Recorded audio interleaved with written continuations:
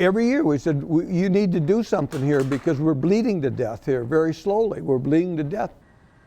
Michigan farmers are calling on the federal government, saying without action, they could lose their farms. Over 1,400 farmers signed a petition urging President-elect Donald Trump to revise mandated pay raises for temporary workers. Our David Sackrider spoke with a Clayton Township farmer who says if those pay raises continue, he will have to sell his farm.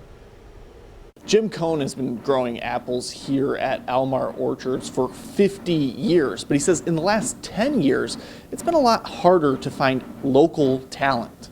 The challenge is that it's the skill that it takes to pick an apple. People don't realize they can just pick an apple off the tree, but understanding to do it 8 hours a day, 5-6 days a week. When local workers stopped applying, Cohn turned to the H-2A visa program to bring in overseas workers to help keep his orchard alive. He says it takes 20 of these temporary workers to completely harvest his crop each year. It's only been 8-9 years old, and I got in it the second year. It was really expensive then, but now, oh my gosh, unbelievable.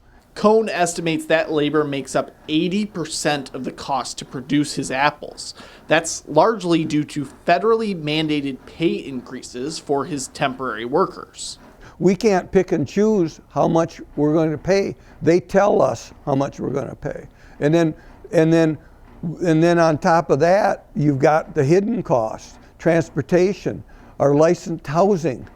In the last 6 years, wages alone for these workers have gone up 34%, while the regular minimum wage here in Michigan has only increased 12%.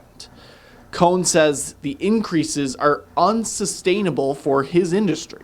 We got people left and right dropping out of the business, selling their farms. He's hopeful a new Trump administration will help lower these costs. If not, he's afraid he'll be next. I know. I've got only a couple more years.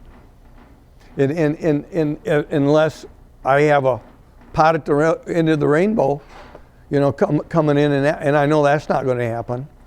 For more information about the Protect Our Produce petition, you can find a link attached to this story on abc12.com. In Clayton Township, David Sackrider, ABC 12 News.